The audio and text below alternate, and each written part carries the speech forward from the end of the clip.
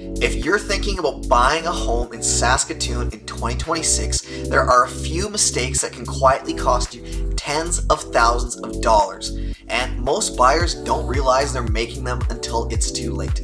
I've seen buyers lose homes over $2,000, and I've seen people overpay by $25,000, and I've seen deals fall apart at the weirdest times because of one simple mistake. The scary part?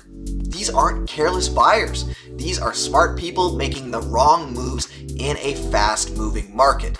So in this video, I'm breaking down the 6 biggest mistakes I'm seeing right now, how they happen, and how to avoid them. I'm Conor, Palendat, Realtor with Bet Your Real Estate Group, and if you need a top-producing team to help buy or sell a home with, all of my contact info is in the description below.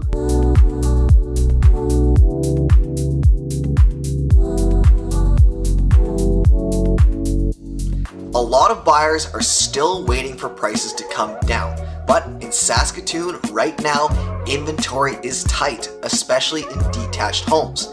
This is our first buyer mistake.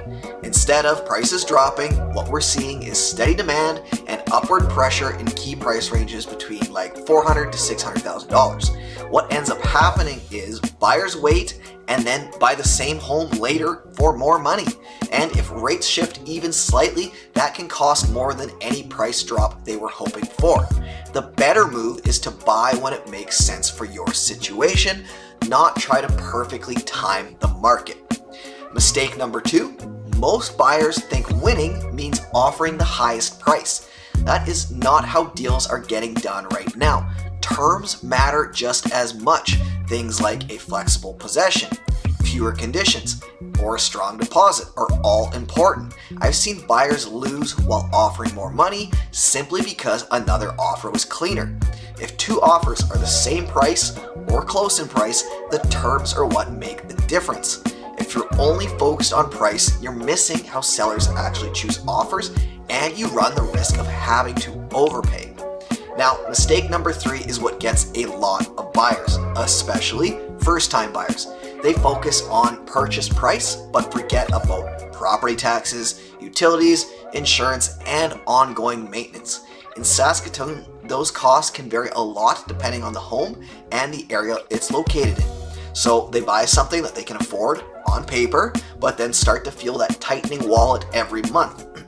The smarter move is to start with your monthly comfort level, then work backwards into your price range. For maximum flexibility and comfort, aim to remain 30% or lower of your gross monthly income. Moving on to mistake number 4, skipping or rushing the inspection. In a fast market, there's pressure to move quickly. I get it, but skipping an inspection or rushing through it can cost you big. A roof, foundation, plumbing, or electrical, these are all expensive fixes, and if you think new homes are exempt from these, think again. I've seen new home inspections with a longer list of issues than houses from the 80s. A typical home inspection in Saskatoon is $600 or less, which seems like a very small price to pay for peace of mind. And I understand that not every inspector is of the same quality and you may have had a poor experience before, but that's where the quality of your agent and their connections really comes into play. Next up, choosing the wrong location. You can change a house, you cannot change its location. I see buyers stretch for more house and compromise on area. And sometimes that works, but often it impacts resale and day-to-day living. In Saskatoon, neighborhoods vary a lot in value and long-term growth. The better strategy is balance. Slightly less house in a stronger area usually wins long-term.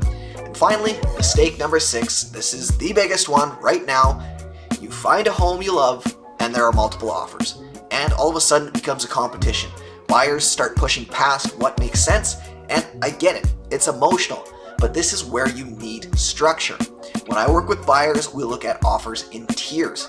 A price with about a 50% chance of success, a stronger offer at around 70%, and a more aggressive offer at 90+% chance of getting that property. Not only that, but we evaluate what makes sense over a short period of time and a long period of time. That's going to change what numbers make sense. simply what makes sense over a 5-year period versus a 30-year period is not equal.